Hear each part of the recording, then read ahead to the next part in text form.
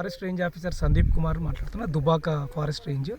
అయితే నిన్న మాకు పొద్దున దాదాపు 11 గంటల సమయంలో ఇక్కడ ఒక పాదముద్రికలు కనిపిస్తున్నాయి, కొంచెం అనుమానాస్పదంగా ఉన్నాయని మాకు ఇన్ఫర్మేషన్ వచ్చింది. దీని ప్రకారం మన సిద్దిపేట రేంజ్ సిబ్బంది ప్లస్ మా సిబ్బంది ఈ పరిసర ప్రాంతాల్లో మనకు అనుమానాస్పదంగా కనిపించిన ప్లేస్ మేము వెతికితే ఇది మన వరదరాజులపల్లె బార్డర్ శివార్లో ఒక పొలంలో కొంచెం అనుమానాస్పదంగా కొన్ని పాదముద్రికలు కనిపించినాయి. దాన్ని నిన్న రాత్రి నుంచి మొత్తము మానిటర్ చేసుకుంటూ దాన్ని ఎక్కడెక్కడ వస్తుంది అది ఏంది అని మొత్తము చూడంగా పరిసర ప్రాంతాల నుంచి అది ఇక్కడనే మూవ్ అయినట్టు మనకు అనిపించింది. కెమెరా ట్రాప్లు కూడా ఇక్కడ ఏర్పాటు చేసి రాత్రి నుంచి మొత్తం పెట్రోలింగ్ సిబ్బంది మాకు 3 యూనిట్లు ఇక్కడ అంతా సిబ్బంది చుట్టుపక్కల తిరుగుతూ ఉన్నారు. అది ఏదేమైనా మళ్ళీ మార్నింగ్ చూసేసరికి మళ్ళీ ఇదే పరిసరాల ప్రాంతాల్లో తిరుగుతూ ఈ పక్కకున్న తోర్నాల ఆర్ఎఫ్ సైడ్కు మూవ్ అయినట్టు మనకు ఇప్పుడు అనిపించింది. దాని తర్వాత ఇప్పుడు వచ్చి ఇక్కడ మొత్తం పరిశీలించి చూస్తే ఇక్కడ నుంచి తోర్నాల నుంచి ఇర్కోట్ సైడ్ పోయినట్టు మాకు ఇప్పుడే వచ్చిన సమాచారము. సో అక్కడ కూడా దాని పాదముద్రలు మనకు అగుపించినవి.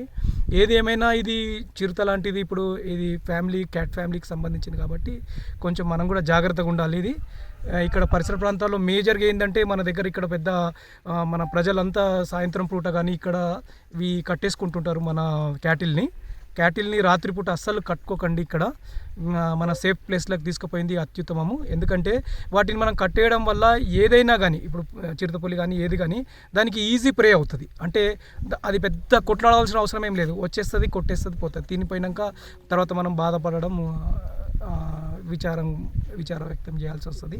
ఏదేమైనా ఇక్కడ సరౌండింగ్స్లో మనకు ఏది ఇన్ఫర్మేషన్ వచ్చినా మాకు సిద్దిపేట డివిజన్కి దుబాక రేంజ్కి ఎక్కడైనా కానీ మాకు ఇంటిమేట్ చేయండి. ఏదైనా క్యాటిల్ కిల్ అయినా మాకు ఇంటిమేట్ చేయండి, మేము నష్టపరిహారం ఇవ్వడానికి కూడా మేము సిద్ధంగా ఉంటాము. ఒకవేళ ఇది చిరుతపులి అనుకుంటున్నామో, ఒకవేళ అనుమానాస్పదంగా కొంచెం పెద్దగా కనిపిస్తున్నాయి కాబట్టి ఈవెన్ పులి అయినా కానీ దాని హ్యాబిటేట్ ఇక్కడ సూటబుల్ హ్యాబిటేట్ కాదు. 99% అది మళ్ళీ బ్యాక్కి వెళ్ళిపోతుంది.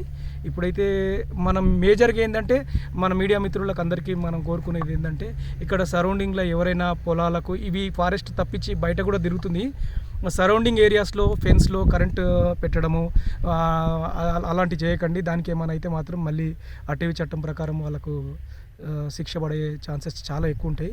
ఒకవేళ పెద్దది పులి కానీ ఇంకా ఏమైనా అయినా కానీ తెలియకుండానే కానీ శిక్ష అర్హులు అవుతారు. ఏ క్యాటిల్ ఏది ఉన్నా కానీ మీరు కొంచెం జాగ్రత్తగా ఉండాలి. సాయంత్రం పూట పొలాలకు వెళ్ళకండి. అంటే కొంచెం సేఫ్ వచ్చేదాకా మనం ఇక్కడ నుంచి వెళ్ళొద్దని నేను కోరుకుంటున్నాను. తప్పని పరిస్థితులు వెళ్ళినా గుంపులుగా ఒక 5-6 మంది కలిసి వెళ్తే ఉత్తమము. ఏదైనా ప్రమాదం కంటే ముందు మన జాగ్రత్తనే చాలా ఇంపార్టెంట్ అని నేను కోరుకుంటున్నాను. Thank you. చరిత్ర సృష్టించినోడు ఇప్పుడు ఆ చరిత్రని తిరగరాయబోతున్నాడు.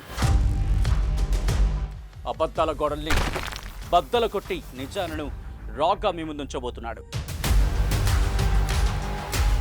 నిజమైన వార్తల కోసం వెంటనే డౌన్లోడ్ చేసుకోండి రా యాప్ని.